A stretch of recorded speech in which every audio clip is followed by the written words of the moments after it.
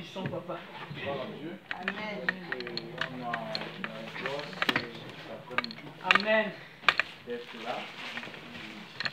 Donc, nous Wow, célébrons le Seigneur. Et puis voilà, nous avons notre frère, le frère Alain, oui, voilà. C'est Guadeloupe ou Martinique? Maman, elle va bien? C'est pas terrible, mais c'est à la grâce de Dieu. Il faut bien que nous portions nos poids. Vous êtes bien assis. Il y avait la place bien. Non, la plus petite place, c'est la meilleure. Il faut bien s'adosser. Pour répondre à ce que disait mon frère Jean-Jacques. Voilà. Donc, nous allons ouvrir la Bible dans le livre de Actes, chapitre 20.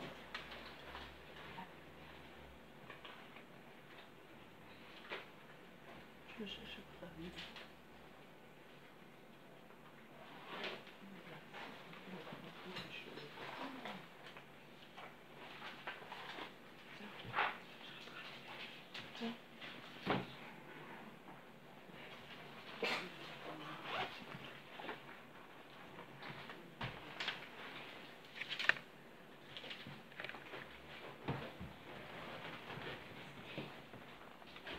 Vous revenez le soir là.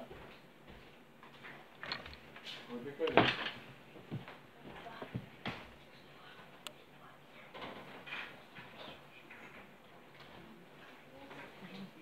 Donc on va lire à partir du verset. Combien? Acte chapitre 20.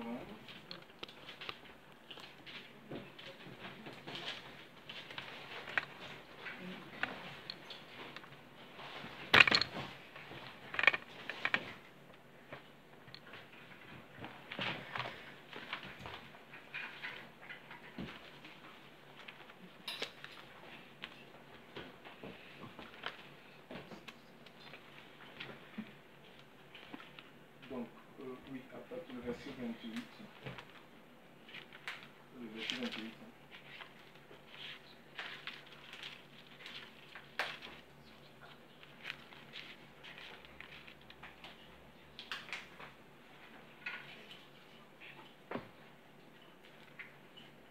Donc, on écoute là-dessus. Si quelqu'un n'a pas joué, on peut lire pour tout le monde.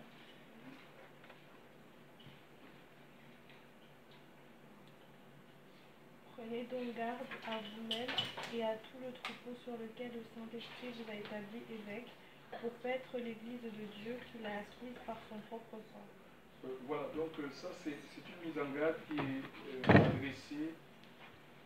adressée aux évêques, du grec épiscopos, qui veut dire ancien en fait.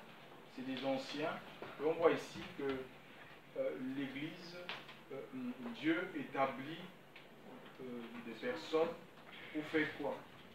Avec une mission qui est bien précise, qui est déterminée, celle de paître. De paître, c'est-à-dire de nourrir quoi, hein? De nourrir l'Église en fait. L'Église de Dieu. Alléluia. Donc l'Église de Dieu, dont le Saint-Esprit établit. On n'est pas établi sur l'Église par un homme. Amen. Tu vois, l'Église de Dieu. Il y a des églises, des hommes, mais il y a l'Église de Dieu. Et l'Église des hommes, elle est faite avec des briques. Tu vois, et contrairement à l'Église de Dieu. L'Église de Dieu, c'est le corps des rachetés. C'est des personnes qui ont été acquises par le sang de Christ. Alléluia. Vous faites partie de cette Église-là. Et dans l'Église du Seigneur, elle a pour fondement Jésus lui-même. Alléluia. Elle a pour fondement Jésus. Il est la fondation en fait de cette Église. Et l'Église véritable est édifiée. Elle est construite sur ce fondement. Quand on parle de fondement, ce sont les enseignements. Hein. Donc, Éphésiens chapitre 2, 20 nous dit que l'Église est fondée sur... l'Église est édifiée sur le fondement des apôtres et des prophètes, Christ étant la pierre, anglais, c'est-à-dire la pierre de fondation. Alléluia. Donc ça dit que les enseignements doivent reposer sur la personne la personne de Christ. Et ancien ici, ce sont des ministères en fait. Ce sont des ministères que Dieu, que le Saint-Esprit met en place, parce que c'est l'Esprit de Dieu qui structure, qui assemble ce corps, on va le voir. Alléluia. Pour faire quoi? Pour paître, pour amener. C'est comme un enfant, des enfants qui sont venus à la vie. Et ces enfants, ils ont des parents. Tu vois? Et ces parents, ils vont investir. Ils vont mettre le meilleur ils vont donner le meilleur d'eux-mêmes pour que ces enfants grandissent dans les meilleures conditions et qu'ils deviennent adultes pour pouvoir à leur tour servir. Alléluia. Oui, voilà. Donc le Seigneur n'appelle pas l'Église à être, en fait, le peuple de Dieu à être dans, je ne sais pas, dans l'immaturité jusqu'à ce que Christ vienne. Non, l'Église doit grandir. Alléluia. Donc, et c'est la mission de ceux qui sont établis d'amener l'Église à la maturité. La Bible nous dit que jusqu'à ce qu'on atteigne, on appelle ça comment? On arrive à la maturité parfaite, à la stature, à l'unité de la foi, à la stature parfaite de Christ. Alléluia. Donc voilà, il faudrait que quand... Et ça, ce sont les enseignements du Seigneur qui vont nous changer. Mais si on va prêcher autre chose, nous allons ressembler à ces choses-là qu'on nous prêche. Alléluia. Sauf à l'image de Christ. L'Église doit être à l'image de son époux. Alléluia. Parce que le Seigneur, voyez-vous, dans Ephésiens chapitre 100, il dit qu'il va enlever une église, on va le lire. Sans tache ni ride. Yes. Ephésiens chapitre 5. Ephésiens chapitre 5. D'accord.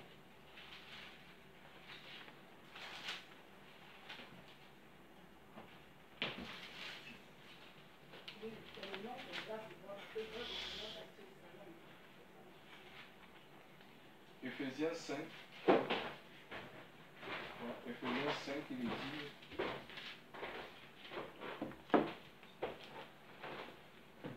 Donc, il est dit, femmes, soyez soumises à vos propres maris, comme au Seigneur, parce que le mari est le chef de la femme, comme aussi Christ est le chef de l'Église. Donc, il n'y a pas deux chefs. Le chef, c'est celui qui donne la direction, le cap. Alléluia. Et voilà. Donc, et il est le chef de l'Église. Donc, le chef de l'Église, l'Église véritable, hein, l'Église qui a été rachetée par le sang, l'Église dont nous parle l'apôtre Paul dans le livre de Actes 20. Le chef de cette Église-là, ce n'est pas le pape, c'est Benoît XVI, je ne sais comment il s'appelle. Le pape de Rome, là. François. Non, non, c'est pas François. François, il est le chef de l'Église catholique. Mais il n'est pas chef de l'Église de Dieu. Tu vois? Donc voilà. Et même les pentecôtistes, ils ont déjà leur pape. Donc voilà, il est chef de l'Église catholique, mais il n'est pas chef de l'Église de Dieu. L'Église que le Seigneur s'est acquise par son propre sang.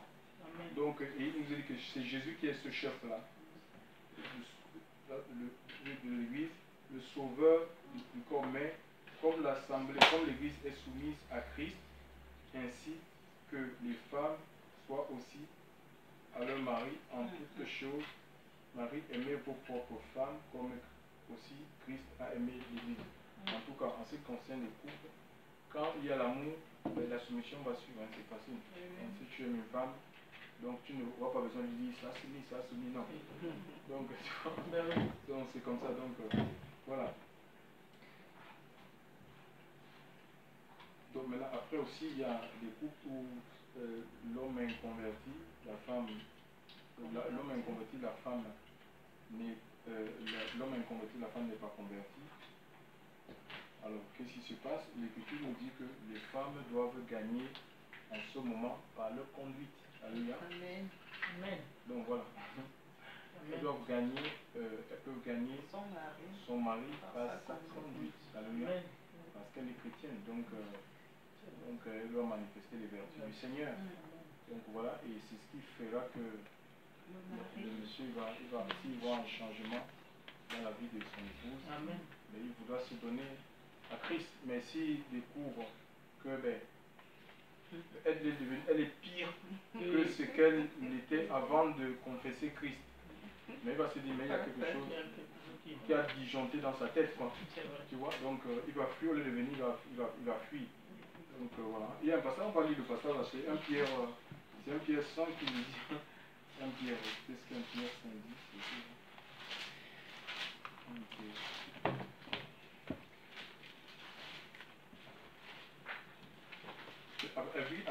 avec les systèmes, aujourd'hui on a eu à ce problème, il y a surtout qu'on a fait de construire des systèmes d'église, bâtiments avec des programmes où le mari a même du mal à se retrouver avec sa femme. Ils n'ont plus de temps. Tellement les gens sont accablés par les programmes, les réunions de l'église, tu vois, les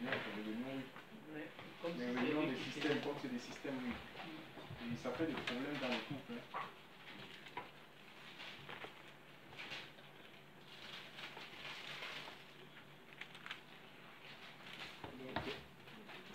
Donc 1 Pierre 3, il dit, pareillement, vous femmes, soyez soumises à vos propres maris, afin que si même il y en a qui n'obéissent pas à la parole, ils soient gagnés sans la parole, sans la prédication, sans lui dire, tu sais, si tu ne te donnes pas à Jésus, tu vas aller en enfer, machin, tout ça. Non. Alléluia. C'est ce que le Seigneur a dit ici. Ils obéissent. Donc je reprends, pareillement, vous femmes, soyez soumises à vos propres maris, afin que si même il y en a qui n'obéissent pas à la parole, ils soient gagnés sans la parole par la conduite de leurs femmes, ayant observé la pureté de votre conduite dans la crainte. Donc parce que c'est les autres qui nous voient vivre. Hein. Amen. Vous donc la parure ne doit pas être une parure extérieure, qui consiste à avoir les cheveux tressés et à être paré d'or et habillé de beaux vêtements, mais l'homme caché de cœur dans l'incorruptibilité d'un esprit doux et paisible, qui est d'un grand prix devant Dieu. Ça ne veut pas dire que les femmes ne doivent pas se tresser ou elles doivent maintenant porter des habits surannés. Non, ça dit qu'il ne faut pas qu'on mette l'accent. On ne met pas l'accent dessus les choses extérieures. L'accent est mis plus sur le cœur, sur notre cœur en fait. Donc voilà, c'est le cœur qu'on doit habiller, qu'on doit voiler. Amen. Alléluia, gloire à Dieu. Merci Seigneur. Donc, je reviens, donc je disais donc l'église ici, on l'a lu. Le Seigneur, l'apôtre Paul, dans Actes des apôtres, c'est un livre qui est écrit par l'apôtre Paul, il va donner cette mise en garde. Donc je crois ici dans l'église de Fès, et il a œuvré, je crois pendant 2 ans. Pendant 2 ans, il a travaillé.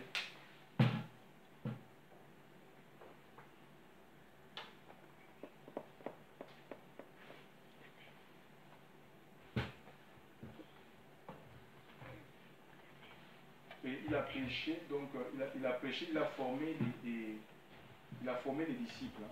Et là, le Saint-Esprit, ce n'est pas lui qui a établi ces gens, c'est l'Esprit de Dieu qui a parlé. Alléluia. Et nous avions plusieurs passages comme ça dans les Écritures.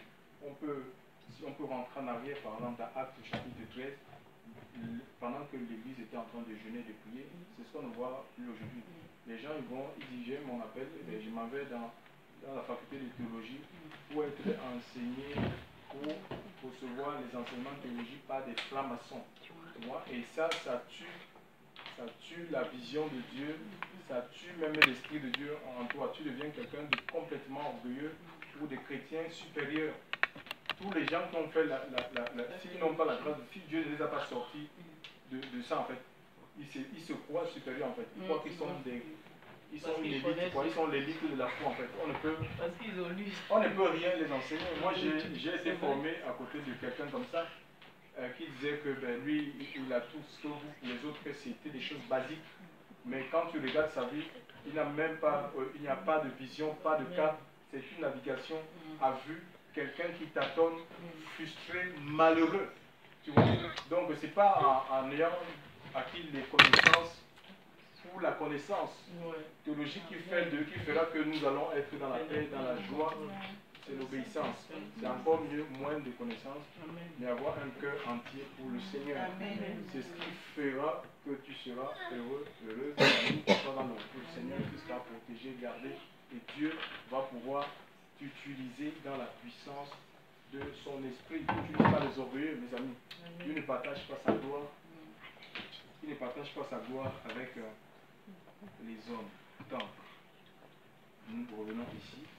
Et voilà, Éphésiens, parce que je n'ai même pas fini Éphésiens 5. Je retourne sur Éphésiens 5. Éphésiens 5.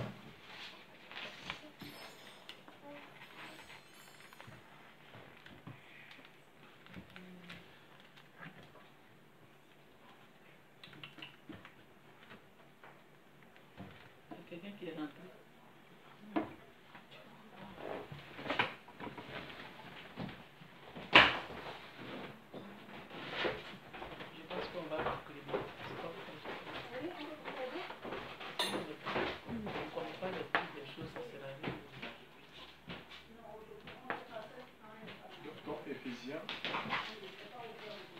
Éphésiens, il est dit ceci.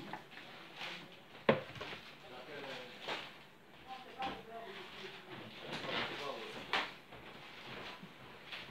fait, bon, on ne connaît pas les gens.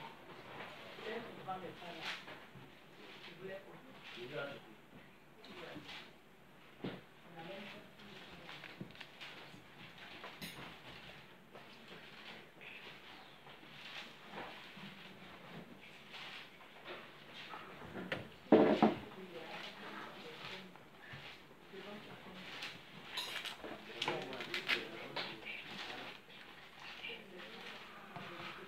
Donc, Éphésiens 5.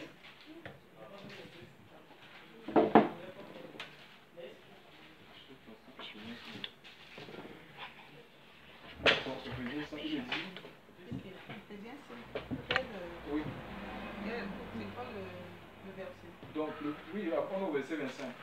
Aimez vos propres femmes comme aussi que Christ a aimé l'Assemblée et s'est livré lui-même pour elle, a aimé l'Église et s'est livré lui-même pour elle, afin qu'il la sanctifiât en la purifiant par le lavage d'eau, par la parole, afin que lui se présentât l'Assemblée à lui-même glorieuse, n'ayant ni tache, ni ride, ni rien de semblable, mais afin qu'elle fût sainte, irréprochable. D'accord?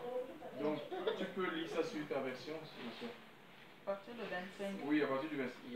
Et vous, Marie, aimez vos femmes, comme Christ a aimé l'Église et s'est livré lui-même pour elle, afin de la sanctifier en la purifiant et en la lavant par le bain d'eau de la parole, pour faire paraître devant lui cette Église glorieuse, sans tache, ni ride, ni rien de semblable, mais sainte et sans défaut. Oui, voilà, donc tu vois, en fait, on voit ici, le Seigneur s'est livré, le Seigneur ne s'est pas livré pour un bâtiment. Vous voyez? Donc les gens qui pensent que l'Église, c'est le bâtiment. Non. Le Seigneur n'a pas donné sa vie pour sauver un bâtiment quelconque. Hein? On dit qu'il s'est livré pour l'Église. Donc est-ce que Jésus a donné sa vie pour... Il s'est livré à la croix de mort pour un bâtiment, une chapelle, la cathédrale Notre-Dame? Non. Ce sont des personnes, alléluia. Donc c'est des personnes qu'il a rachetées, il est allé sur le bord de la croix pour libérer les âmes, déjà du pouvoir du péché, pour réconcilier l'homme avec le Créateur, alléluia. Donc il s'est livré, nous dit l'Écriture, et non seulement le sang a coulé, il lave cette église, alléluia. Parce que l'objectif c'est que cette église paraisse à l'enlèvement sans tache ni rides. Les rides, c'est des signes de vieillesse en fait. Hein, tu vois? Donc le Seigneur ne va pas prendre une église qui est vieillie en fait, qui vit dans la routine, qui vit dans le passé, qui vit avec son passé en fait, qui transporte son passé. Parce qu'en Christ, on devient une nouvelle création, on est même en train de devenir. Parce que l'œuvre de Dieu est continue. Alléluia. On est en train de devenir une nouvelle création. Donc le Seigneur nous renouvelle. On va de transformation en transformation. Alléluia.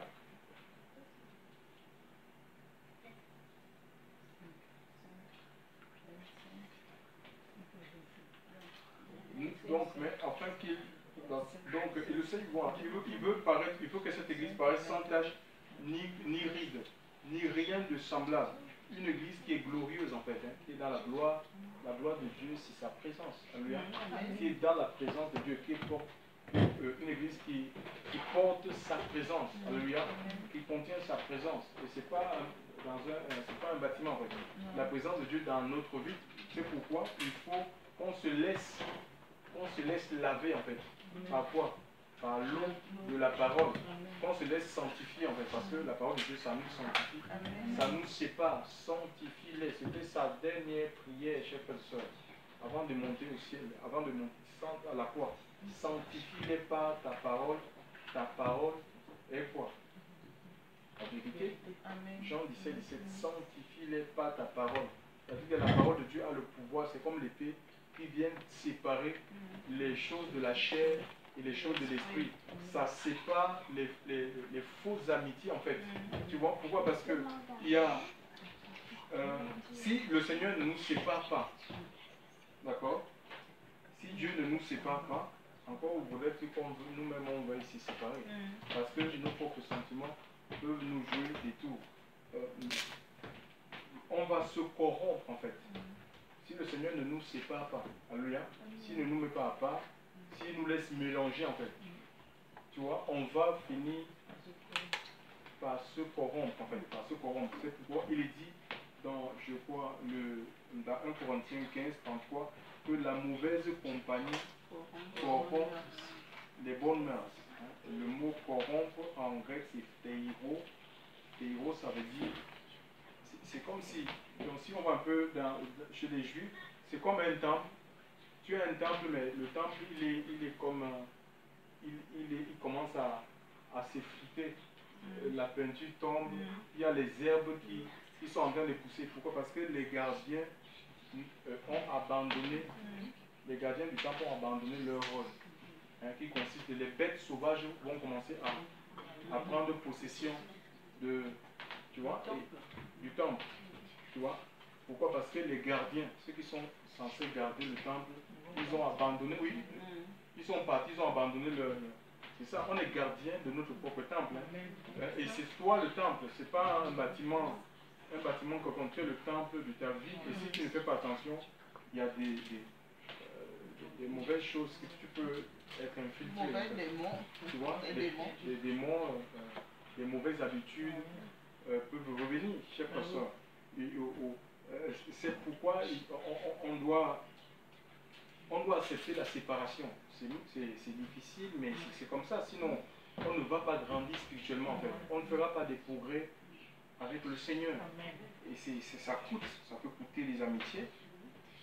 Mais si toi tu as envie de plaire aux gens, l'apôtre Paul va dire, si je plaisais aux gens, je ne serais plus serviteur de Dieu. Alléluia. Tu peux te retrouver seul, mais on n'est pas seul, on est avec Dieu. On va gagner, on va peut-être perdre des amitiés, mais nous allons gagner plus de présence de Dieu. Nous allons gagner plus en gloire. Le temple que nous sommes sera plus rempli, va plus contenir la présence du Seigneur. Et ça veut aussi dire, en fait, Théo, ça veut aussi dire détruit. Mais il peut y avoir une guerre, un peu, nous avons vu comment l'armée babylonienne, Nebuchadnezzar, a détruit le temple parce que Israël, ils ne voulaient plus écouter le Seigneur. Ils étaient tombés dans l'orgueil en fait, dans la religion. Ils ne voulaient plus écouter malgré divers avertissements. Dieu a parlé à travers le prophète Jérémie 10 ans, jour pour jour, pour les amener à la repentance. Le Seigneur a pris le prophète Ézéchiel en Babylone, l'a transporté jusque dans le temple, dans les visions, pour lui montrer les abominations que les anciens faisaient, le style d'adoration qu'ils apportaient. Il voit des gens qui étaient dans le temple, mais leur regard était contre le temple en fait. Ils regardaient ailleurs, ils regardaient la direction du soleil. Mais c'est ce qui se passe. C'est ce qui se passe. Pourquoi il y a moins de gloire aujourd'hui dans les vies, même dans les assemblées, dans les rassemblements? Il n'y a pas la présence, il n'y a pas ce sel-là, chers frères et sœurs. Dans le Seigneur, et regardez ailleurs, ceux qui pleuraient Tammuz. Tammuz, c'est la divinité de la prospérité, les choses matérielles, l'abondance voulait le matériel, l'argent, en fait, hein, tu vois, la nourriture en fait. Ils pleuraient Tammuz. Et combien de gens ils vont parce qu'ils veulent seulement que le Seigneur doit arranger leur vie, la vie sociale. Hein. On a, avec toutes les inventions qu'on a aujourd'hui, il y en a même vendent des bouteilles, c'est l'une des gros marchés, hein, le marché de la foi. On vend tout en ça c'est la bouteille, une petite bouteille comme ça, d'huile, ça c'est pour le mariage. Tu vas payer 50 000, 100 €. La bouteille encore plus grande, la bouteille 1,5 litre. Ils vendent le sang de Jésus. L'immersion, c'est pour le... On te dit que ça c'est pour le voyage. Tu te rends compte, mais c'est du n'importe quoi. On n'a pas vu ça dans les Écritures. On n'a pas vu ça dans les Écritures, chers frères. Donc on ne peut pas déplacer l'ancienne borne. Il faut que nous retournons. Dieu n'a pas changé. Il est le même hier, aujourd'hui, éternellement. Et si on s'est trompé, heureusement qu'il y a des Écritures qui sont là. C'est comme des balises, hein, en fait, hein, pour nous ramener, en fait. Pour nous ramener sur le droit chemin. Donc, aussi, stéro, ça veut dire, en fait, c'est dénaturé. C'est quelque chose qui se dénature, en fait. Hein, qui se gâte, qui se déforme, qui se dénature. Hein, parce que nous avons la nature de Dieu en nous. Donc, la mauvaise compagnie peut finir par t'influencer au point de te dénaturer, d'enlever la nature de Christ pour te corrompre, oui, pour que tu reprennes la vie du monde. Oui, leur nature à eux. Et oui, c'est chacun pour sa vie. Donc il faut vraiment être fondé dans le Seigneur, dans les Écritures. Peu importe les critiques, peu importe les condamnations. L'Écriture nous dit dans le livre de Romains, chapitre 14, 23, que tout ce qui n'est pas le fruit de la conviction, c'est le péché en fait. Donc moi, si j'ai la conviction par rapport à ma position, que ma conviction est basée sur la parole de Dieu, même si tu viens me raconter tout ce que tu veux, culpabilise-moi. Au fond de moi, je ne suis pas dans la culpabilité. Ça veut dire qu'il y a l'assurance. Si mon cœur ne me condamne pas par rapport à la position que je prends, moi je suis dans l'assurance du Seigneur. Donc il y a quelqu'un que j'ai au téléphone. Donc ce sont des gens qui sont partisans pour des églises bâtiments. Il faut qu'on construise des églises bâtiments. Je dis c'est une vision que moi je n'ai pas, que Dieu ne m'a pas donnée. Et quand le Seigneur m'a appelé, il m'a sorti déjà des structures bâtiments, mais comme j'étais encore un tout petit peu aveuglé, je disais, mais je vais chercher une église. Mais le Seigneur me dit, mais tu es l'église. Tu ne peux pas chercher ce que tu es. Tu vois? Donc, il m'a dit, prie à la maison avec les enfants. Et c'est comme ça. Et après, le Seigneur m'a dit, je vais vous multiplier. J'ai dit que toutes ces paroles-là, je les ai écrites sur un calepin. Je vais vous multiplier, mais restez dans les maisons. Donc, alors on est approché parfois par des personnes qui veulent des chapelles. Ils disent non, il faut construire une chapelle. Il faut parce qu'en fait, ils ont intérêt, ils veulent venir faire la star. Sur la chapelle, j'ai dit non, c'est pas une vision. Oh non, les apôtres ont prêché dans les temples, dans les synagogues. J'ai dit mais oui, ils ont prêché dans les synagogues. Il ne faut pas s'arrêter à ça. Après, qu'est-ce qui se passait? Même Jésus a prêché dans le temple de Jérusalem. D'abord, il a même eu à prendre un fouet. Tu vois? En Jean 2, hein, pour chasser les marchands, ceux qui vendaient et ceux qui achetaient. Donc, le message du Seigneur, c'est pareil en fait. Tu vois? Ça a créé ce qu'on appelle, ça a séparé en fait. La division en fait. Parce que c'est la vérité en fait. Hein. C'est comme l'épée de l'esprit. L'épée, ça partage. Hein. Donc, ceux qui étaient pour la gloire de la chair, ceux qui étaient pour les soutanes, ceux qui avaient mis leur gloire dans les soutanes, parce que les pharisiens ils aimaient ça, ils aimaient aller se promener avec leurs soutanes dans les places publiques, être appelés oh mon Seigneur, oh pasteur, évêque, machin, ils aiment ça, ils aiment les honneurs des hommes. Donc ils étaient attachés à ça. Ils étaient attachés à ça. Oh, tu entends? Oh, mon révérend, ils aiment ça. Mon révérend. Mon révérend, c'est même pas dans la Bible. Révérend, c'est pas dans la Bible, quoi. Révérend pasteur, il n'y a pas révérend pasteur, révérend prophète, révérend apôtre, révérend machin, révérend bishop. Il n'y a pas ça dans les Écritures. Certains sont devenus archibishops. C'est l'orgueil en fait. C'est l'orgueil, archibishop. Est-ce que c'est dans les Écritures? Non. C'est la confusion. Tu qui dis apôtre, Dieu t'appelle apôtre. Après toi-même, tu t'établis archibishop. Mais ça veut dire que ton esprit est comme tordu. Il y a quelque chose qui s'est passé dans ta tête. Tu vois? Il y a 5 ministères. Moi, je crois au ministère. Hein. Il y a le ministère. Dieu a donné les uns comme apôtres, les autres comme prophètes, les autres comme pasteurs, les autres comme évangélistes, docteurs. Pourquoi? Pour le perfectionnement de ça. Ce n'est pas pour écraser les gens. Ce n'est pas pour dominer. Ce n'est pas pour dire je m'assois comme un petit roi. Servez-moi. Non. Ce n'est pas dans les Écritures. Ce n'est pas la vision de Dieu. Ce n'est pas la vision. C'est pas la vision du Seigneur. Il n'a pas dit, il a établi les uns comme révérend pasteur, révérend apôtre. Donc, bon, certains le font par commodité, mais sinon, c'est des vocabulaires qui ne doivent pas exister dans la Bible. Donc voilà, ici, il y a plusieurs salutations que l'apôtre Paul va envoyer à différents endroits, chers frères et sœurs, où il est passé, où il a fondé, parce que Paul était un apôtre, alléluia, c'est un ministère de fondement. C'est des gens qui engendrent dans la foi, alléluia.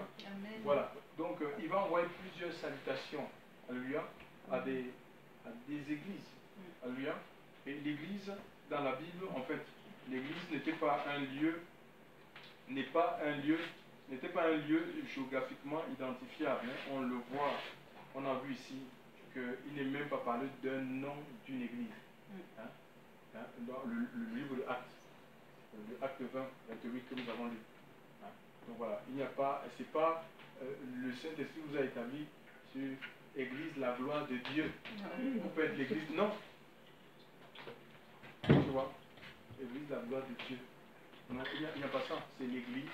Tout simplement, donc c'est des personnes, c'est le corps des rachetés, c'est des personnes qui ont fait une expérience avec le Seigneur, ils croient dans le sacrifice de la foi, et Dieu va mettre ce qu'on appelle des évêques, des anciens en fait, des gens qui ont la maturité, ça peut être des gens qui ont un ministère de prophète, apôtre, évangile, parce que pour quelqu'un, un disciple, tout simplement, qui a une expérience, qui a la maturité, qui a marché avec le Seigneur, qui a écouté les enseignements du Seigneur, et qui est capable, chers frères et sœurs, de conduire un peuple, de conduire un troupeau. Alors, on n'a pas forcément besoin de faire partie des 5 ministères pour être ancien.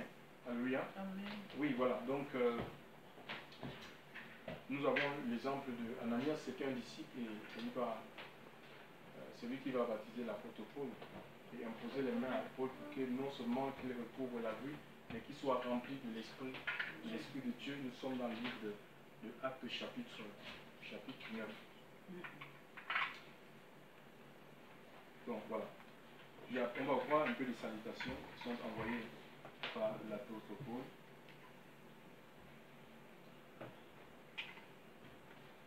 Donc on peut lire Pierre 5, verset 13.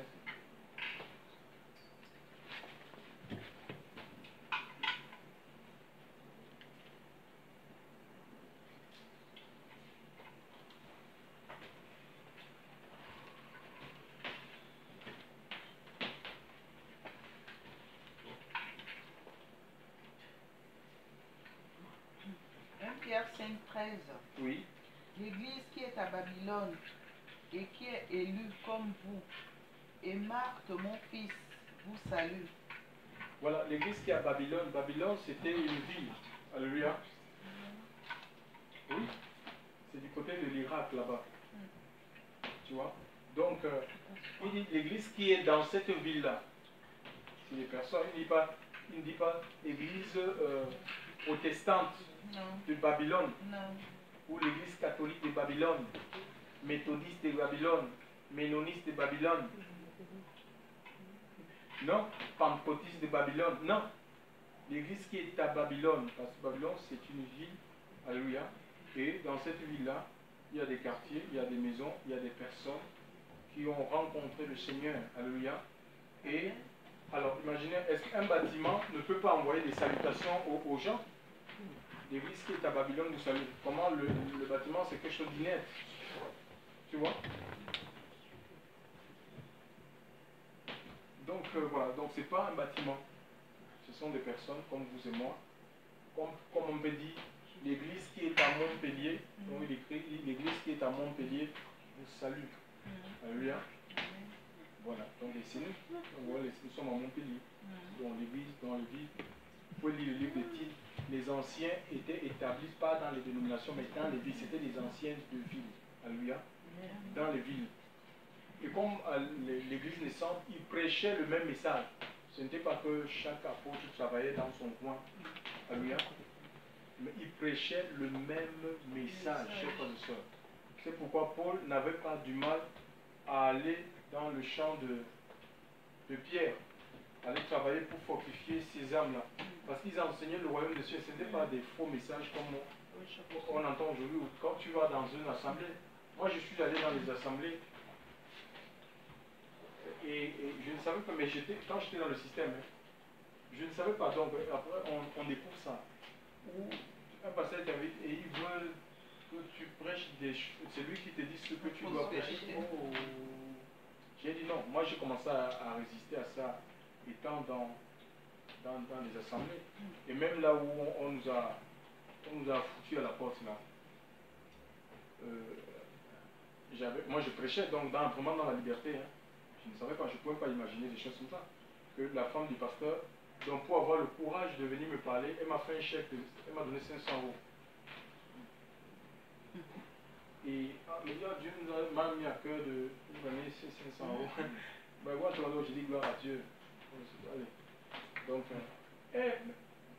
mardi, donc 2 jours après, on était en assemblée comme ça dans la réunion. Elle m'a dit viens. Elle m'a sorti, on est parti à l'extérieur.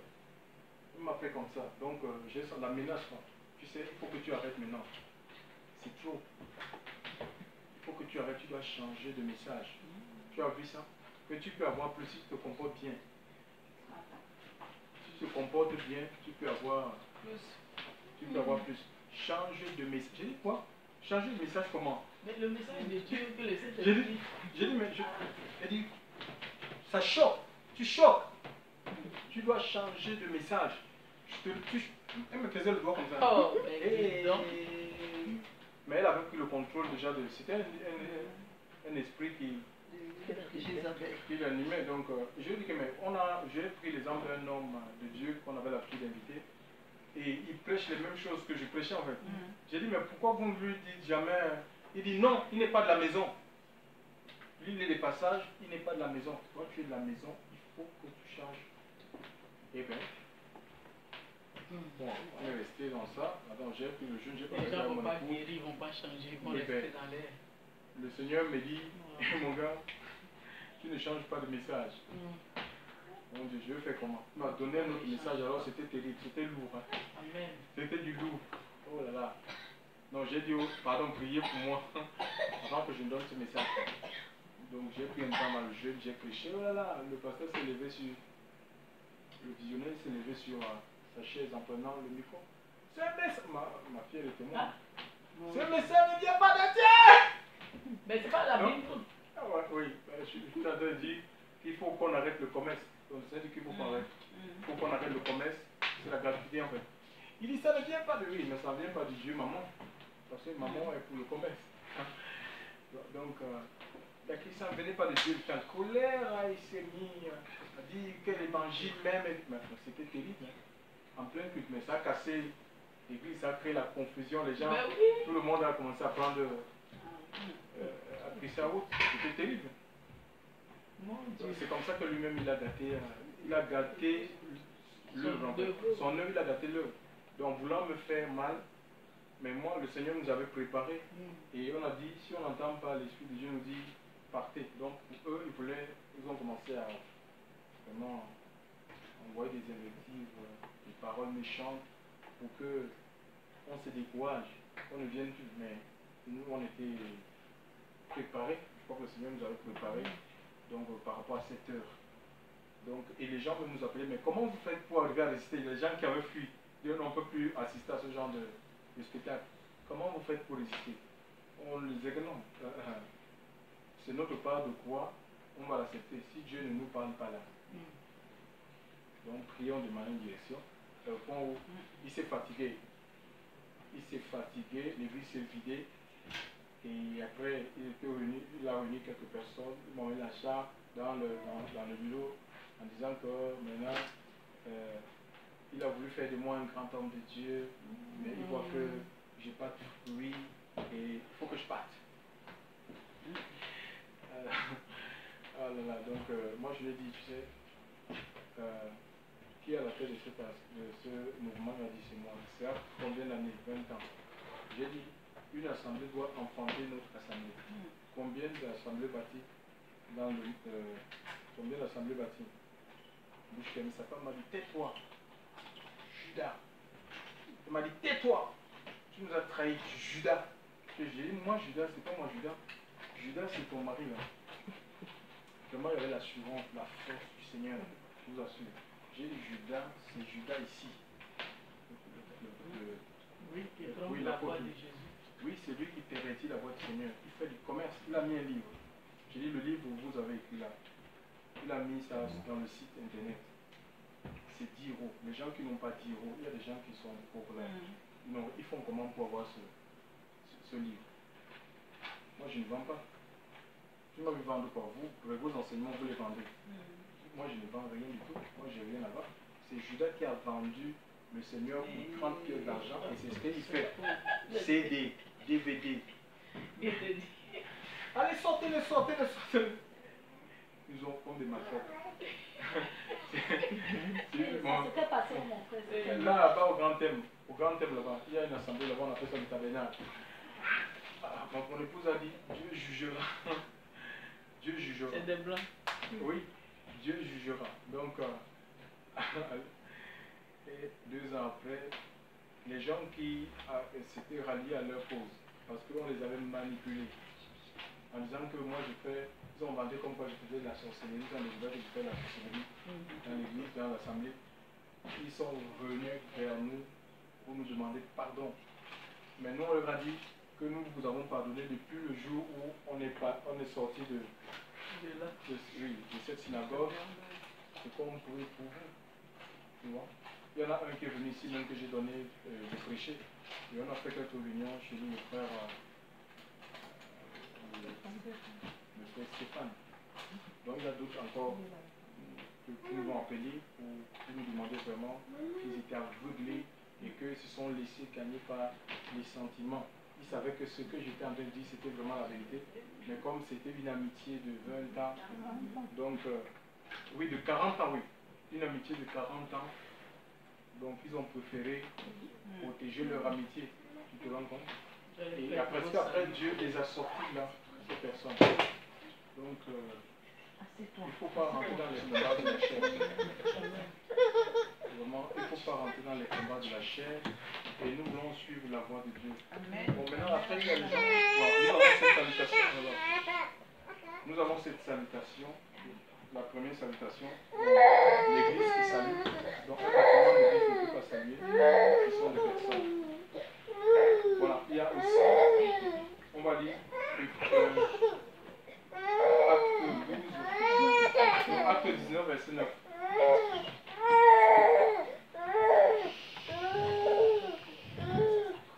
Acte 19, verset 9.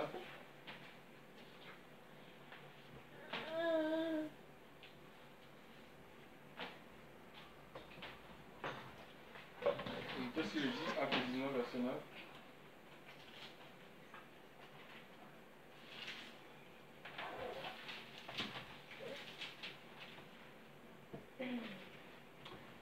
Mais comme quelques-uns s'endurcissaient et étaient incrédules, décriant la voix du Seigneur devant la multitude, il se retira et sépara les disciples d'avec eux, enseignant tous les jours dans l'école dénommée Tyrannus. Oui, donc ici c'est oui. Oui. Et cela continua durant 2 ans, de sorte que tous ceux qui demeuraient en Asie, tant juifs que grecs, entendirent la parole du Seigneur Jésus. Donc voilà, ici c'est l'apôtre Paul, alléluia. Donc c'était un missionnaire, hein. Il est quelque part, il prêche, il y a l'opposition, et il y a certaines personnes qui qui obéissent à la parole de Dieu. Et de ces personnes qui se convertissent, il y a un certain Tyrannus qui a une école. Alléluia. Il y a une école et il va ouvrir quoi. C'est pas pour lui imposer. Il va vous dire, voilà, moi j'ai une école, je ne sais pas si c'était un collège ou je ne sais pas, mais on nous dit une école, ou école maternelle, école primaire, école on ne sait pas. Alléluia. On sait que c'est une école et cet homme-là va disposer son école pour que l'apôtre Paul puisse enseigner. Hein? Il n'a pas commencé à dire, bon voilà, maintenant il faut qu'on construise un bâtiment. Tu vois, construisons un bâtiment. C'est l'œuvre du Saint-Esprit. Alléluia. Donc c'est un peu comme, on peut faire une comparaison. Par exemple, il y a la sœur Clarisse que Jordan a parlé de Jésus. Alléluia. Et puis la sœur Clarisse, Dieu lui a mis à cœur d'ouvrir une partie de son salon pour qu'on puisse faire des réunions. Tu vois. Donc l'école là, c'était pas une église. Donc l'église se réunissait dans l'école de Tyrannus. Tu vois. Voilà, donc l'église se réunissait dans cette école là. Alléluia. Ils n'ont pas conçu un bâtiment ou un ministère avec le nom de, je ne sais pas, Tyrannus Ministry, comme celui qui a donné c'était l'école, c'est resté l'école, tu vois, donc voilà. On va lire aussi Acte chapitre 20, pardon, Acte 28, verset 30 à 31, c'est ça, on va lire.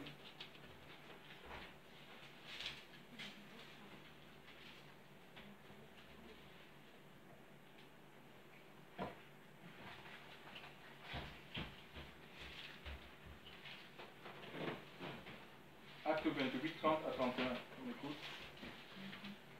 Acte 28, 30 à 31. Oui. Paul demeura 2 ans entiers dans une maison qu'il avait louée.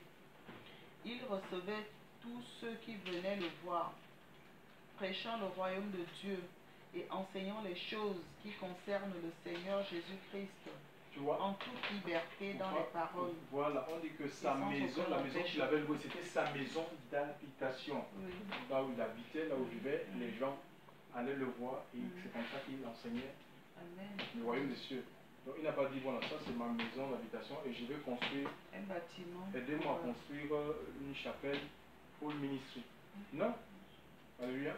Donc voilà, et il y a aussi, on va continuer, hein.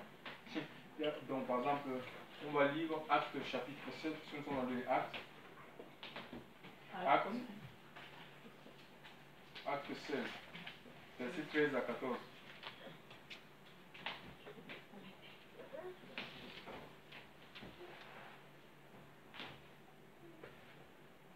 Le jour du sabbat, nous sommes sortis hors de la ville, près d'une rivière où l'on avait l'habitude de faire la prière. Nous nous sommes assis pour parler aux femmes qui s'y étaient assemblées. L'une d'elles, nommée Lydie, marchande de pourpre de la ville de Thyatire, était une femme craignant Dieu, et elle nous écoutait. Le Seigneur a ouvert son cœur afin qu'elle soit attentive à ce que disait Paul. Je peux continuer, oui. Après avoir été baptisée avec sa maison, elle nous a supplié en disant, « Si vous me jugez fidèle au Seigneur, entrez dans ma maison et demeurez-y. » Elle nous a pressés par ses instances. Oui, voilà. Donc ici, regardez un peu le verset 13, il est dit, le jour du sabbat, nous sortîmes hors de la porte et nous nous rendîmes au bord du fleuve où l'on avait coutume de faire la prière. C'est-à-dire au bord de la rivière, tu vois. Il n'a pas dit, oh, mais c'est pas bien, pour des besoins, je ne sais pas moi, hygiénique, c'est pas bien au bord, mais on voit qu'ils sont dans le même esprit que le maître. Jésus était au bord du Tibériade pour enseigner l'évangile, c'était au pied des montagnes, dans les lieux déserts. Donc, et ils vont rester dans la même vision, alléluia, des choses. Est-ce qu'on a forcément besoin, imaginez un peu, les gens disent que oui, oui, si Dieu veut donner une salle, il faut que ça vienne du Seigneur, alléluia. Parce qu'après, si on va prendre une salle et que ça devient un fardeau, un poids, mais ça veut dire que Dieu n'y est pas. Tu vois, on commence à forcer les gens, oh, il faut le loyer de faut payer. Oui, le loyer de l'église. Non. Alléluia. Donc ça dit que c'est pas de Dieu ça. Dieu peut, à quoi ça va nous servir d'avoir, voilà, on va construire un grand bâtiment, et que dans ce grand bâtiment, oui, on va parquer tout le monde, il n'y a plus sauf qu'il n'y a plus la présence de Dieu. Nous sommes nombreux, mais sans la présence de Dieu. Tu vois, c'est un non-sens. Donc, l'Esprit de Dieu, l'Église doit être relâchée dans l'Esprit en fait. Donc c'est l'Esprit de Dieu qui dit ici, le Saint-Esprit veut qu'il y ait un bâtiment. Alléluia. Oui, voilà, c'est lui qui conduit les choses. Alléluia. Donc voilà, ça ne sera un fardeau pour personne. C'est l'œuvre du Saint-Esprit, ce n'est pas notre œuvre. Alléluia. Et il est dit, parlant de l'Esprit, que l'Esprit de Dieu va conduire l'Église. Alléluia. C'est l'Esprit de Dieu qui conduit dans les projets de l'Église. Alléluia. Mais on ne peut pas décider parce que je suis un homme de Dieu. Voilà, Dieu m'a appelé, je vais commencer à construire un bâtiment que je vais appeler Église. Voilà, il y en a un qui s'est suicidé, il est mort. Il a mis 300 millions de francs CFA pour construire un bâtiment. Il s'est retrouvé qu'il n'avait plus d'argent. C'est un Ivoirien, pasteur, c'est Désir Champion. C'est un ancien musicien dans le monde. Il s'est retrouvé qu'il a un manque d'argent. Mais parce que le bâtiment, oui, il faut l'entretenir. Oui, il y a l'électricité, oui, il y a... Qu'est-ce qu'ils font? Certains même, ça devient... Ils font comment? Ça devient... Pourquoi ils font du commerce? Parce qu'il n'y a pas d'argent. Tu vois? Pour avoir l'argent, on est obligé de tout vendre les livres, vendre l'huile, vendre les prières, les consultations, un peu comme les médecins. Les consultations, c'est payant pour rencontrer le soi-disant visionnaire. Les consultations sont payantes pour aller aux toilettes, les toilettes de leur bâtiment là. On va dire qu'il faut payer. Tu te rends compte? Quelle confusion. Et on dit que ça c'est l'église du Seigneur. C'est pas l'église à lui. Ça c'est pas, ce sont des œuvres charnelles, des œuvres humaines qui vont un jour disparaître. Il peut y avoir un tremblement de terre là, le bâtiment est parti, mais l'église elle existe. Donc, nous allons lire aussi dans le livre on a dit Acte 13. On voit qu'au bord de la rivière. Acte 12, verset 20.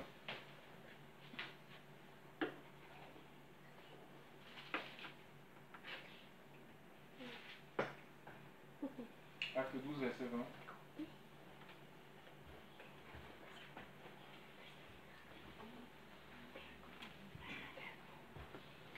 Hérode avait le dessein de faire la guerre aux Syriens et aux Sidoniens, mais ils vinrent le trouver d'un commun accord, et ayant gagné Blas, son chambellan, ils demandèrent la paix à ce que leur pays tirait sa subsistance de celui du roi.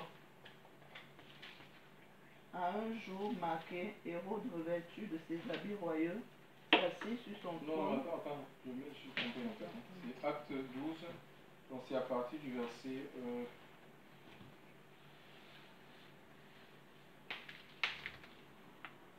Donc à partir du verset 11. À partir du verset 11 à 12. Revenu à lui-même, Pierre dit, maintenant je vois que le Seigneur a vraiment envoyé son ange et qu'il m'a arraché de la main d'Hérode et de toute l'attente du peuple juif. Après avoir réfléchi, il alla à la maison de Marie, mère de Jean, surnommée Marc, et plusieurs personnes étaient réunies et priaient. Voilà, donc, dans une maison, alléluia, dans une maison, et là sont les disciples. Là nous avons, voilà, dans une maison, il sort de la prison, il avait une maison, il ne s'est pas rendu dans une, je ne sais pas, une cathédrale contemporaine, il est allé dans une maison parce qu'ils avaient l'habitude de se retrouver dans les maisons. Colossiens 4.15. Colossiens 4.15, il n'y a pas d'église bâtiment dans la Bible. D'accord? Si quelqu'un dit que oui, l'église, le bâtiment, le temple, oui, c'était le temple de Salomon, mais nous sommes passés des temples physiques à un temple spirituel. C'est ce que nous sommes en fait. Donc, voilà, on n'a pas besoin de quelque chose de figé. Parce que c'est nous qui sommes devenus ce temple-là. Donc, voilà, on sait Dieu en esprit et en vérité rempli de son esprit. C'est nos vies qui sont devenues des temples. Colossiens 4,15. Saluez les frères qui sont à Laodicée et Nympha avec l'église qui est dans sa maison. Donc tu vois un frère Nymphas qui était à Laodicée et qui avait ouvert sa maison pour accueillir quoi? L'église. Alléluia. Nymphas et l'église qui est dans sa maison. Tu vois? La maison c'est un bâtiment. Donc si l'église était un bâtiment, on ne peut pas envoyer les salutations, on ne peut pas saluer le bâtiment. Tu vois? Donc il y a aussi Philémon 1, verset 1 à 3. Philémon 1, verset 1 à 3, c'est les mêmes choses. Dans ça, je vous donne les références. Il y a aussi Romains 16, verset 4. Verset 4 à 5.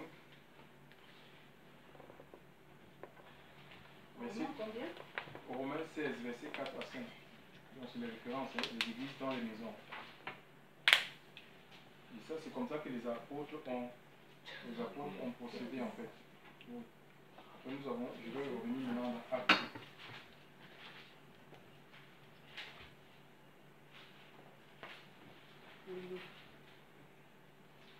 Donc on va lire Acte 20, 20.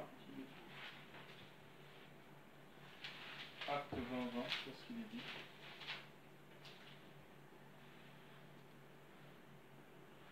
À partir du verset 19.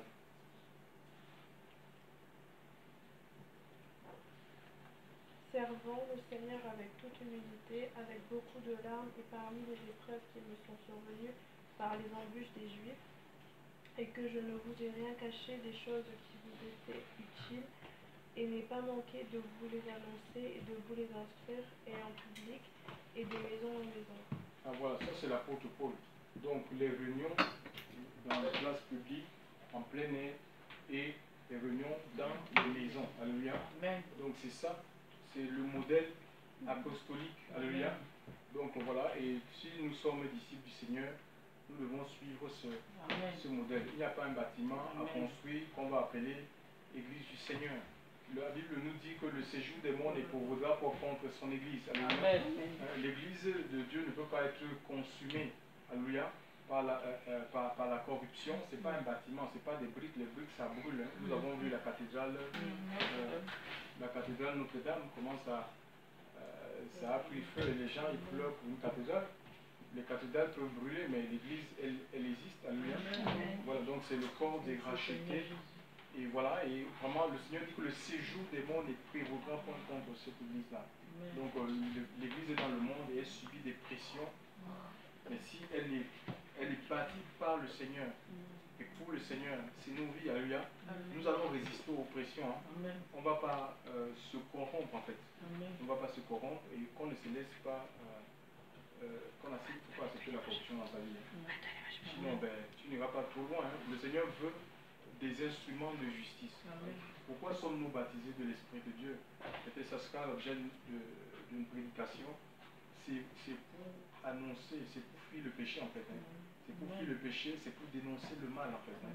Et nous avons besoin de l'Esprit de Dieu. Alléluia. Donc puissent nos vies être des vases. Alléluia. Des vases, hein, parce qu'il y a trop de méchanceté, trop d'injustice, trop de corruption dans le monde. Et le Seigneur cherche des personnes, alléluia. Des personnes qu'il va investir de son esprit, de sa présence. Alléluia. Donc il faut qu'on accepte se laisser vider. Qu'on se laisse vider vraiment. Alléluia. Qu'on se laisse vider. Nous allons servir Dieu avec la puissance de son esprit. Cette église-là, elle est glorieuse. Elle est puissante, elle est forte. Ce n'est pas l'église qui est en train de pleurer tout le temps, qui est attachée au choses de la chair. Alléluia. Qui pleure les choses. Quand il n'y a pas d'exaucement, elle pleure. Parce qu'elle n'est pas exaucée. Elle rend grâce. Alléluia. Parce qu'elle a compris la volonté de Dieu. Tu vois, elle suit la volonté de Dieu. Elle n'est pas là en train de chercher ses intérêts, des choses qui l'arrangent. Alléluia. Vraiment, elle se détache du péché, de l'amour du monde, de la compromission. Il faut sortir de tout ça, chers frères. Elle règle sa vie au quotidien. On est des humains, on peut tomber. Mais on ne reste pas dans les chutes. Alléluia. On se relève aussitôt pour avancer avec le Seigneur. On avance, on va à la rencontre du Seigneur. Dans les airs, il y a quelqu'un qui posait la question, mais oui, mais si vous êtes nombreux, comment est-ce que vous allez faire dans les maisons? Je dis, mais oui, on n'est pas obligé d'être nombreux et d'être ensemble dans une même maison. Nous voyons dans la Bible, même dans l'Ancienne Alliance, il y a Jétro qui est allé voir Moïse. Il dit, mais établis les chefs de 50, les chefs de 100, les chefs de 1000. Donc le Saint-Esprit établit les gens. Les gens qui sont enseignés, ils sont aussi appelés à enseigner. Ce que tu as appris de moi, transmets-le à des hommes fidèles qui soient capables de l'enseigner aux autres. C'est le conseil de l'apôtre Paul à Timothée. Mais comme les églises sont complètement aveuglées, les gens, au lieu de former les disciples, ils forment des adeptes, ils forment des gens qui sont ralliés à leur cause. Alléluia.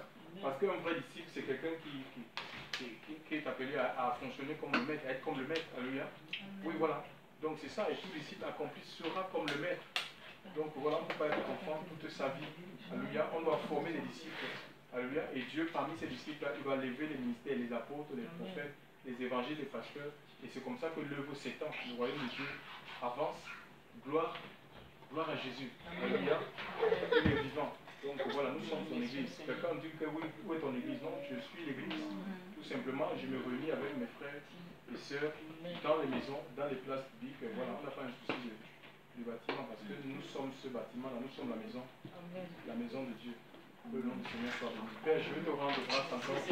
Merci pour ce temps, Seigneur, de partage, d'enseignement.